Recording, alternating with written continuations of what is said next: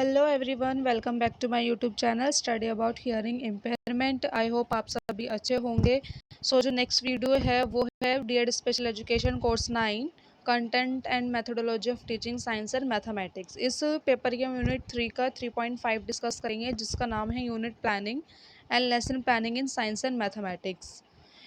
इससे पहले मैंने 3.1, 3.2 एंड 3.3 एंड 3.4 मैंने पहले ही वीडियो मैं उसकी डाल चुकी हूँ। जब मैं ये वीडियो अपलोड करूँगी तो मैं आपको डिस्क्रिप्शन बॉक्स में उनका लिंक मेंशन कर दूँगी, वरना आप मेरे चैनल पर जाकर आप चेक कर सकते हैं। मैंने इस यूनिट की प्लेलिस्ट भी बनाई हुई है, ठीक है। और प्लीज़ प्लीज़ मेरे चैनल को ज़्यादा से ज़्यादा सब्सक्राइब कीजिए। अगर नए हैं तो मेरे चैनल को भी सब्सक्राइब कीजिए और वीडियो को देखने के बाद एंडिंग में एक लाइक ज़रूर दीजिए, ठीक है। अब हम स्टार्ट करते हैं। What is unit planning. Unit planning को पढ़ने से पहले हम इसका इंट्रोडक्शन जानेंगे। इकाई योजना वार्षिक योजना का ही भाग है और यह है कहीं ना कहीं और इकाई योजना पाठ्य योजना की तुलना में लंबी तथा वार्षिक योजना से छोटी होती है। जो हमारी यूनिट प्लानिंग होती है वो हमारी लेसन प्लानिंग का ही कहीं ना कहीं पार्ट होता है। यूनिट प्लानिंग जो होती है हमारी वो लेसन प्लानिंग मतलब जो लेसन पाठ्य योजना जो बनती है वो लेसन प्लानिंग के अकॉर्डिंग लंबी होती है, और जो ईयरली प्लानिंग जो बनती है वार्षिक योजना से छोटी होती है, ठीक है। इसका मीनिंग जानेंगे। इकाई शब्द को अनेक अर्थों से जोड़ा गया है, जो कि इस प्रकार है कि दैनिक पाठ्य योजना पाठ्य पुस्तक का एक पाठ और निर्देश देने की विधि, ठीक है। इसकी डेफिनेशन है according to Preston, A unit is a large block of related subject matter can be overview of by the learners। की जो यूनिट है वो एक large block of related to subject matter की एक सब्जेक्ट से रिलेटेड होती है, और उसमें कैन बी ओवर मतलब सारे ही लर्नर्स के अकॉर्डिंग उसको बनाया जाता है, ठीक है। According to Sanford, a unit is an outline of carefully selected subject matter which has been isolated because of its relationship to people needs and interest, ठीक है। नेक्स्ट है हमारा करेक्टरिस्टिक्स ऑफ गुड यूनिट की। हमारे जो good unit के characteristics क्या क्या हैं वो जानेंगे। इकाई योजना न तो ज़्यादा लंबी होनी चाहिए और ना ही ज़्यादा छोटी। जो भी आप इकाई योजना बनाते हो ना तो ज़्यादा लंबी होनी चाहिए ना तो ज़्यादा छोटी होनी चाहिए। हर एक इकाई योजना इस प्रकार आयोजित की जानी चाहिए कि इकाई के अंत तक बच्चों की रुचि बनी रहे। कि मतलब इकाई योजना इस तरह से आपको बनानी चाहिए कि बच्चे के शुरुआत से लेके अंत तक बच्चों का उसमें रुचि बनी रहे। हर एक इकाई को अर्थपूर्ण तरीके से आयोजित किया जाना चाहिए। कि हर एक इकाई के हर एक पार्ट को इस तरह से आयोजित किया जाना चाहिए कि सबका अपना अपना मतलब हो। इकाई योजना को इस प्रकार आयोजित किया जाना चाहिए जिससे कि बच्चों का विकास निरंतर बना रहे। कि मतलब इकाई योजना को इस प्रकार से आयोजित किया जाना चाहिए कि जिसमें बच्चे के ओवरऑल विकास जो है वो निरंतर बना रहे, ठीक है। नेक्स्ट हम इसके पढ़ेंगे स्टेप्स मतलब चरण। मतलब जो यूनिट प्लानिंग है उसके क्या क्या चरण है। पहला है विषय वस्तु का विश्लेषण मतलब कंटेंट एनालाइज। की अगर आप इकाई योजना बना रहे हो तो सबसे पहले आपको कोई एक कंटेंट होना चाहिए। नेक्स्ट है पहले चरण के अंतर्गत इकाई के चुनाव के बाद एक शिक्षक को विस्तार रूप से इकाई के विषय वस्तु का विश्लेषण किया जाना चाहिए, ताकि शिक्षक की इकाई की विस्तार रूप से जानकारी प्राप्त हो सके। मतलब जो पहला चरण है इसके अंतर्गत ये आता है कि इकाई के चुनाव के बाद अगर आप किसी भी यूनिट पर आप बना रहे हो तो शिक्षक को विस्तार रूप से इकाई की जो विषय वस्तु है जो कंटेंट है उसका सही रूप से विश्लेषण किया जाना चाहिए उसमें, और बच्चों को उस कंटेंट से अधिक जानकारी प्राप्त हो सके, ठीक है। नेक्स्ट है setting the journal and specific object. की सामान्य से विशेष। की मतलब उसकी सेटिंग इस तरह से होनी चाहिए कि पहले सामान्य चीज़ें आए फिर विशेष चीज़ें आए। दूसरे चरण के अंतर्गत शिक्षक को सामान्य व विशेष उद्देश्य निर्धारित किए जाने चाहिए जो एक विशेष इकाई से प्राप्त हो सके।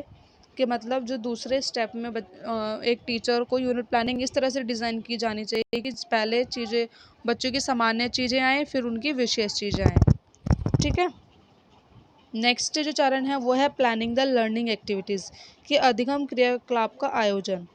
तीसरे चरण के अंतर्गत बच्चों को अधिगम अनुभव प्राप्त कराने हैं, जिसके लिए अनेक प्रकार की क्रियाकलाप, शिक्षण तकनीकी रणनीतियों का आयोजन किया जा सकता है और साथ ही साथ इन सभी को बच्चों के समझ विषय वस्तु के आधारित होना चाहिए कि मतलब जो प्लानिंग द लर्निंग एक्टिविटीज़ है तीसरे चरण के अंतर्गत ये आता है कि जो उनको बच्चों को अधिगम अनुभव प्राप्त करा सके, कि जो भी वो सीखने का एक्सपीरियंस उनको लर्निंग एक्सपीरियंस मिल सके। ठीक है, उनकी जो क्रियाकलाप है, जो भी एक्टिविटी करा रहे हो वो अच्छे से होनी चाहिए, बच्चा उनको अच्छे से कर सके। और जो भी शिक्षण तकनीकी जो पढ़ाने की जो भी आप टेक्निक्स यूज़ करते हो, उन टेक्निक्स का यूज़ किया जाना चाहिए और साथ ही साथ सभी बच्चों को वो विषय वस्तु उनके समझ में आनी चाहिए। ठीक है, नेक्स्ट जो हमारी फोर्थ स्टेप है वो है इवैल्यूएशन प्रोसीजर, कि आप पूरी यूनिट को पढ़ाने के बाद बच्चे को इवैल्यूएशन करना ज़रूरी है, कि इवैल्यूएशन के थ्रू हमें ये पता चलता है कि बच्चा उस यूनिट से कितना उस यूनिट को कितना समझ पाया है, क्या उसने उस यूनिट से कितनी नॉलेज ली है। उस यूनिट से रिलेटेड जो भी आप वर्कशीट्स देते हो, जिस तरह से भी आप इवैल्यूएशन करते हो, तो बच्चा उस चीज़ को अच्छे से समझ पाया, नॉलेज ले पाया, उसको कर पा रहा है या नहीं। ठीक है, आपको उसकी प्रॉब्लम भी पता चल जाएंगी, कहाँ बच्चे को डिफ़िकल्टीज़ हो रही है। ठीक है, इसलिए लास्ट में इवैल्यूएशन करना ज़रूरी होता है। इकाई योजना के अंतिम चरण के अंतर्गत सही प्रकार के मूल्यांकन और तकनीकी का प्रयोग किया जाता है और इस चीज़ की जांच की जाती है कि शिक्षण कौशल प्रभावशाली रहा या नहीं, कि उसके इकाई योजना के अंतिम चरण जो आखिरी चरण है उसमें उसका इस तरह से उसमें जो भी आप मूल्यांकन कर रहे हो और जो भी तकनीकों का प्रयोग कर रहे हो उस चीज़ की जांच की जानी चाहिए और शिक्षण कौशल प्रभावशाली रहा या नहीं, कि जो भी आपने पढ़ाया है वो आपका एक इफ़ेक्टिव रहा या नहीं, वो भी आपको पता चलेगा। इवैल्यूएशन के थ्रू बच्चे का भी इवैल्यूएशन हो जाता है और अपनी हमारी टीचिंग का भी उस चीज़ से वैल्यूएशन हो जाता है कि हमारी जो भी हमने यूनिट प्लानिंग करी थी उससे बच्चों ने कितना सीखा, बच्चे को कहाँ डिफ़िकल्टीज़ हो रही है, तो हम नेक्स्ट टाइम उस चीज़ से को और अच्छे से उसको मॉडिफाई कर सकेंगे। ठीक है, नेक्स्ट है फॉर्मेट ऑफ यूनिट प्लानिंग, कि अगर एग्ज़ाम में क्वेश्चन आता है तो आपको पहले तो उसकी सारी कैरेक्टरिस्टिक्स लिख देना, मीनिंग लिख देना, इंट्रोडक्शन लिख देना। ठीक है, नेक्स्ट उसके स्टेप्स लिख देना, उसके बाद आप उसका फॉर्मेट ड्रॉ कर देना। ठीक है, तो ये हमारा फॉर्मेट ऑफ यूनिट प्लानिंग, कि आपका पहले सीरियल नंबर आएगा, फिर सब यूनिट्स आएगी, कंटेंट एनालाइज आएगा। कंटेंट एनालाइज में कैसे करोगे, पहले आपकी टर्म्स आनी चाहिए, क्या क्या आपके उसमें टर्म्स हैं, फिर कंसेप्ट है, फिर फैक्ट्स, फिर रूल, फिर थ्योरम्स, फिर प्रिंसिपल्स उसके आने चाहिए। ठीक है, नेक्स्ट है ऑब्जेक्टिव्स एंड स्पेसिफिकेशंस, फिर नेक्स्ट है आपका teaching and learning activities, TLM and evaluation. ठीक है, नेक्स्ट है यूज़ ऑफ यूनिट प्लान, कि मतलब यूनिट प्लान के क्या क्या यूज़ हैं, मतलब इकाई योजना की उपयोगिता। यह बच्चों को एक अवसर प्रदान कराता है कि वह अपने अधिगम कौशल को आयोजित कर सके, कि यह बच्चों को इस चीज़ की अपॉर्चुनिटी देता है कि वो अपने जो अधिगम कौशल, जो उनकी लर्निंग स्किल्स है, उनको अच्छी तरीके से आयोजित कर सके। इकाई योजना के द्वारा लंबी इकाइयों को छोटे छोटे भागों में विभाजित करने में सहायता प्रदान करती है, कि जो इकाई योजना है वो लंबी इकाई योजना को छोटे छोटे भागों में विभाजित करने में सहायता प्रदान करती है, कि छोटे छोटे कम समय में कम चीज़ों से बच्चे सही से सीख जाते हैं। यह एक शिक्षक को सहायता प्रदान करता है कि वह बच्चों के समझ अनेक प्रकार के अधिगम अनुभव प्रस्तुत कर सकता है, कि शिक्षक को जो इस चीज़ में भी हेल्प करता है कि वो बच्चे के उनकी समझ के अनुसार उनके अधिगम अनुभव को उनके सामने प्रस्तुत कर सकता है। यह एक शिक्षक को निर्धारित परिणाम हासिल करने में सहायता प्रदान करता है, जो कि एक शिक्षक को सहायता प्रदान करता है और साथ में विद्यार्थी को भी, कि जो यूनिट प्लानिंग के थ्रू यह एक शिक्षक को भी एक निर्धारित परिणाम हासिल प्रदान करने में सहायता करता है और और जो शिक्षार्थी होते हैं उनको भी उनके रिजल्ट, उनके परिणाम में काफ़ी सहायता प्रदान करता है। ठीक है, ये थी हमारी यूनिट प्लानिंग। आई होप आप सभी को यहाँ तक समझ में आई होगी। तो नेक्स्ट जो है वो है हमारी लेसन प्लानिंग, पाठ योजना। ठीक है। लेसन प्लानिंग की पूरे यूनिट प्लानिंग होती है जो पूरी तरह से एक ही यूनिट पर बनाई जाती है, ठीक है। और ये लेसन प्लानिंग के अकॉर्डिंग थोड़ी छोटी होती है। ये क्वेश्चन आपका आ सकता है, या तो आपको ये हो जाएगा कि आपको एक टॉपिक दे दिया जाएगा, आपको उस पर लेसन प्लान बनाना है, या फिर आपको उस पर यूनिट प्लान बनाना होगा। जो भी बनाना है, अगर आपको फॉर्मेट ड्रॉ करने से पहले आपको उसका इंट्रोडक्शन, उसका मीनिंग, उसके कैरेक्टरिस्टिक्स, देन उसके स्टेप्स, देन उसके बाद आप फॉर्मेट ड्रॉ करना। फॉर्मेट ड्रॉ करने के बाद आपको उसके यूजेस लिखने हैं, तो आपके 10 मार्क्स पूरे आ जाएंगे, ठीक है। आपको ये नहीं करना है कि आपने खाली इंट्रोडक्शन लिख दिया, उसका मीनिंग लिख दिया, उसके बाद आपने फिर सीधा फॉर्मेट ड्रॉ कर दिया, उसके बाद आपने अपना क्वेश्चन एंड कर दिया। आपको इस तरह से क्वेश्चन नहीं लिखना। जैसे मैंने आपको बताया, पहले इंट्रोडक्शन लिखना है, फिर मीनिंग लिखना है, फिर उसके स्टेप्स लिखने हैं, फिर उसके characteristics, then you will draw the format on your exam sheet, ठीक है। नेक्स्ट आपको उसके यूजेस लिख देने हैं। सेम चीज़ आपको लेसन प्लानिंग के ऊपर आती है। कोई टॉपिक आपको दे दिया जाता है, अगर आपको लेसन प्लान बनाना है तो उसको आप उसके ऊपर भी आपको सेम ऐसा ही करना है। उसके बारे में इंट्रोडक्शन लिख देना, उसको परिभाषा लिख देना, उसके कैरेक्टरिस्टिक्स लिख देना। अगर स्टेप्स होंगे स्टेप्स लिख देना, स्टेप्स नहीं होंगे तो आपको सीधा फॉर्मेट ड्रॉ करना है और उसके यूजेस लिख देने हैं, ठीक है। बट कोशिश करना कि अगर आपको ये क्वेश्चन आता है तो कर देना। इससे रिलेटेड, इससे नेक्स्ट अगर आपको नेक्स्ट क्वेश्चन भी आता है अच्छे तरीके से, आप वो करना है, क्योंकि इसमें आपको काफ़ी ज़्यादा टाइम भी आपका लग सकता है, क्योंकि आपको पहले इसके बारे में सारा लिखना होगा, फिर आपको फॉर्मेट ड्रॉ करना होगा, फिर आपको उसका TLM भी बनाना होगा, जो भी आप टॉपिक वो आपको देंगे। इससे बेटर होगा कि इसके अकॉर्डिंग जो भी आपको क्वेश्चन दिया होगा, नेक्स्ट क्वेश्चन अगर चॉइस में, अगर इसके लिए क्वेश्चन आता है चॉइस में इसके, अगर वो वाला क्वेश्चन आता है तो आप वाला क्वेश्चन अटेम्प्ट करना और अपने टाइम को सेव करना, ठीक है। तो नेक्स्ट अब हमारा स्टार्ट करते हैं लेसन प्लानिंग पाठ योजना। इसके बारे में इंट्रोडक्शन जान लेते हैं। शिक्षक के लिए रोज़मर्रा की गतिविधियों की योजना का आयोजन अति आवश्यक है, कि मतलब शिक्षक के लिए जो रोज़मर्रा मतलब रोज़ जो एक्टिविटी कराई जाती है, उनकी योजना को आयोजित करना अति आवश्यक होता है।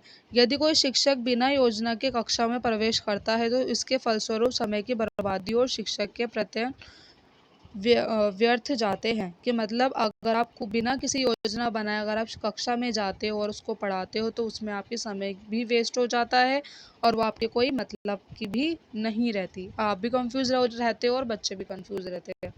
अतः पाठ्य योजना शिक्षा के उद्देश्य हासिल करने हेतु एक अहम भूमिका निभाती है। जो पाठ्य योजना है वो शिक्षा के उद्देश्यों को हासिल करने में एक महत्वपूर्ण भूमिका निभाती है अपनी, ठीक है। ये इसकी परिभाषा है according to good and according to ऑविज।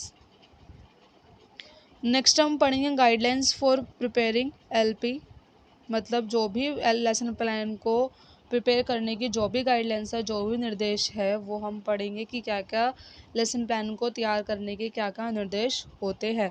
सही रूप से विषय वस्तु का आयोजन करना। पहले तो आप सही रूप से अपनी विषय वस्तु को उसका आयोजन कर लो, उसका चुनाव कर लो कि आपको किस के ऊपर आपको लेसन प्लान बनाना है।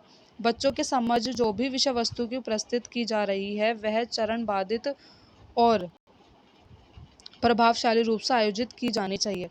कि मतलब जो भी आप बच्चे को उनकी विषय वस्तु जो भी आप प्रस्तुत कर रहे हो बच्चों की समझ के अकॉर्डिंग होनी चाहिए और क्रमबद्ध होनी चाहिए और वो काफ़ी प्रभावशाली होनी चाहिए कि बच्चे को उससे ज़्यादा से ज़्यादा बच्चा उससे सीख सके और सरल तरीके से समझ भी सके, ठीक है। मेन चीज़ है आपको कि जो भी आप बनाते हो, जो भी आप जिस भी चीज़ पे आप लेसन प्लानिंग बनाते हो वो एक सरल होनी चाहिए कि जिससे आपको भी ईजी हो पढ़ाने में और बच्चे को भी समझने में काफ़ी ईजी हो। उद्देश्य स्पष्ट रूप से और सामान्य रूप से निर्देश किए जाने चाहिए। कि उद्देश्य जो स्पष्ट रूप क्लियर होने चाहिए और सामान्य रूप से निर्धारित किए जाने चाहिए, मतलब सिंपल तरीके से सरल होने चाहिए। विषय वस्तु आधारित सही रूप से क्रियाकलापों का उद्देश्य अनुसार आयोजित किया जाना चाहिए। जो विषय वस्तु है उसको क्रियाकलापों के उद्देश्यों के अनुसार ही उसको आयोजित किया जाना चाहिए। कि उसमें एक्टिविटीज़ भी आनी चाहिए, अलग अलग एक्टिविटीज़ भी होनी चाहिए। एक्टिविटीज़ को ध्यान में रखते हुए ही विषय वस्तु को आयोजित किया जाना चाहिए। नेक्स्ट है अंत में उद्देश्य निर्धारित लक्ष्यों का मूल्यांकन करना भी महत्वपूर्ण है कि जो भी आपने पढ़ाया है उनके उद्देश्यों को निर्धारित करने के लिए उनका मूल्यांकन करना अति आवश्यक होता है, क्योंकि मूल्यांकन से हमें भी अपना परिणाम पता चलता है और बच्चों का भी हमें परिणाम पता चल जाता है। ठीक है बच्चों, मूल्यांकन से ये होता है कि अगर आपने कुछ भी टॉपिक पढ़ाया है उसका आपने एंडिंग में इवैल्यूएशन किया कि हाँ बच्चे को ये समझ में आया नहीं आया, बच्चे को कहाँ डिफ़िकल्टी हो रही है, तो नेक्स्ट टाइम आप कोई अगर उस टॉपिक को पढ़ाते तो और कितना अच्छे से पढ़ा पाओगे कि जिससे बच्चे को वो ईज़िली पूरी तरह से समझ में आ जाए। ठीक है, इसलिए इवैल्यूएशन किया जाता है। इवैल्यूएशन दोनों का ही होता है, टीचर्स का भी और स्टूडेंट का भी। ठीक है, function of a good lesson plan कि एक गुड अच्छे लेसन प्लान के क्या क्या फंक्शन है। पाठ्य योजना के कार्य, पाठ्य योजना के द्वारा शिक्षक का क्या कार्य आसान होता है। पाठ्य योजना के द्वारा शिक्षक का कार्य आसान होता है और संगठित व व्यवस्थित होता है कि मतलब पाठ्य योजना के द्वारा शिक्षक का जो कार्य है वो काफ़ी आसान हो जाता है और व्यवस्थित रूप में होता है। पाठ्य योजना के द्वारा समय की बर्बादी कम होती है क्योंकि हर एक चरण पूर्ण रूप से आयोजित किया जाता है कि मतलब पाठ्य योजना के द्वारा अगर आप पाठ्य योजना बनाते हो तो टाइम भी कम लगता है, हर एक चरण पूर्ण रूप से आयोजित किया जाता है और द्वारा दोहराने की प्रक्रिया कम हो जाती है कि चीज़ों को बार बार दोहराने की जो प्रक्रिया होती है वो भी कम हो जाती है। पाठ्य योजना के द्वारा शिक्षक का आत्मविश्वास बढ़ता है कि पाठ्य योजना के द्वारा जो शिक्षक है उनका भी आत्मविश्वास बढ़ता है। इसके द्वारा एक शिक्षक शिक्षण सामग्री का प्रयोग सही रूप से प्रयोग में लाने में सफल बनता है कि मतलब पाठ्य योजना के द्वारा जो शिक्षण सामग्री होती है, जो टीएलएम होता है, उसको सही रूप से प्रयोग में ला पाता है। पाठ्य योजना के द्वारा एक शिक्षक को सहायता प्रदान होती है कि वह बच्चे की कठिनाइयों को समझने में, उनका हल खोजने में भी सहायता प्रदान करता है कि पाठ्य योजना के द्वारा एक शिक्षक को बच्चों की कठिनाइयों के बारे में पता चलता है और उन कठिनाइयों को किस तरह से हल निकालना है बच्चे का उसमें भी सहायता प्रदान करता है। नेक्स्ट है हमारा importance feature of good lesson plan की पाठ्य योजना के गुण और विशेषताएं क्या होती है। पहला है एक अच्छे पाठ्य योजना के अंतर्गत लचीलापन होना चाहिए, मतलब एक अच्छे पाठ्य योजना के अंदर काफ़ी लचीलापन होना चाहिए और उसका प्रस्तुतिकरण प्रभावशाली होना चाहिए। एक अच्छे पाठ्य योजना के बाद इस तरह से क्रियाकलाप किया जाना चाहिए जिससे कि उनकी विभिन्नताओं का हल हो सके कि मतलब एक पाठ्य योजना के बाद जो भी एक्टिविटीज़ आप कराते हो वो इस तरह से होनी चाहिए कि जो भी उसमें विभिन्नताएं आती है वो ईज़िली सोल्व हो सके। एक अच्छे पाठ्य योजना के अंतर्गत इस तरह से आयोजित किया जाना चाहिए कि वह बच्चों के अधिगम कौशल को एक चरण से दूसरे चरण में विकास हो सके कि मतलब जो भी पाठ्य योजना के अंतर्गत पाठ्य योजना को इस तरह से आयोजित किया जाना चाहिए कि बच्चे के जो अधिगम कौशल है वो एक चरण से दूसरे चरण की ओर उनका विकास हो सके कि मतलब उनकी जो लर्निंग स्किल्स है उनमें पूरी तरह से विकास हो सके। ठीक है, नेक्स्ट पॉइंट है एक अच्छे पाठ्य योजना को सिर्फ मौखिक रूप से नहीं बल्कि लिखित रूप से भी व्यवस्थित किया जाना चाहिए कि जो भी एक पाठ्य योजना है वो सिर्फ खाली मौखिक रूप से ही नहीं, वो लिखित रूप से भी व्यवस्थित की जानी चाहिए। एक अच्छे पाठ्य योजना को बच्चे के पूर्व ज्ञान और अनुभव पर आधारित होना चाहिए कि मतलब जो एक पाठ्य योजना है वो बच्चे की जो प्रीवियस नॉलेज और उनके एक्सपीरियंस के अकॉर्डिंग होनी चाहिए। इसमें नीचे हमारा पाठ्य योजना का फॉर्मेट है। ठीक है, ये आपने को पता ही होगा। पहले तो हमारे नेम वगैरह ही आते हैं, छात्रों की संख्या, औसत, कुल आयु, संचार का तरीका, समय, कक्षा, विषय, इकाई, दिनांक। ठीक है, नेक्स्ट हम नीचे से लिखते हैं प्रीवियस नॉलेज और प्रीवियस लैंग्वेज कि क्या बच्चे की प्रीवियस नॉलेज क्या है। अगर आप कोई टॉपिक पढ़ा रहे हो तो उसकी प्रीवियस नॉलेज क्या है, उस टॉपिक से रिलेटेड क्या उसकी प्रीवियस लैंग्वेज है। फिर आपका लक्ष्य कि क्या उसका लक्ष्य है कि क्या उनको नॉलेज मिल रही है, सर क्या उनकी लैंग्वेज का विकास हो रहा है। ठीक है, शिक्षण सामग्री क्या आप टीएलएम में क्या यूज़ कर रहे हो। नेक्स्ट आपका परिचय, शिक्षक की गतिविधि, छात्र की गतिविधि और शिक्षण सामग्री। ठीक है, नेक्स्ट उद्देश्य कथन आ जाता है कि अध्यापिका का उद्देश्य बच्चों को पदार्थ की अवस्था, ठोस, द्रव, गैस के बारे में जानकारी प्राप्त करना होगा। जो भी आप टॉपिक पढ़ाते हो उसके बारे में आप क्या जानकारी दे रहे हो वो लिखनी है आपको, ठीक है। नेक्स्ट आपका प्रदर्शन, जो भी आप प्रेजेंटेशन कर रहे हो, विषय वस्तु आती है, शिक्षक क्रियाकलाप आता है, छात्र क्रियाकलाप आती है, शिक्षण सामग्री आती है, जो भी आप पढ़ा रहे हो वो उसमें आपको प्रेजेंटेशन में लिखना होता है, ठीक है। नेक्स्ट आपका सार कथन, कि जो भी आपने दोहराई कि मतलब अध्यापिका कक्षा में कराई गई कार्यविधि पदार्थ को पुनः दोहराएगी। सार कथन में मतलब रिकैप्चुलेशन में क्या होता है कि आप जो भी टॉपिक पढ़ाते हो टीचर उसको जल्द से जल्द पुनः दोहराती है। नेक्स्ट आपका वैल्यूएशन का पार्ट आ जाता है, क्या उन्होंने वैल्यूएशन कराया। फिर नेक्स्ट आपका जो आखिरी में है वो है गृह कार्य, कि टीचर ने घर के लिए क्या कार्य दिया। ये था हमारा लेसन प्लान। आई होप आप सभी को अच्छे से समझ में आया होगा, और प्लीज़ मेरे चैनल को ज़्यादा से ज़्यादा सब्सक्राइब कीजिए।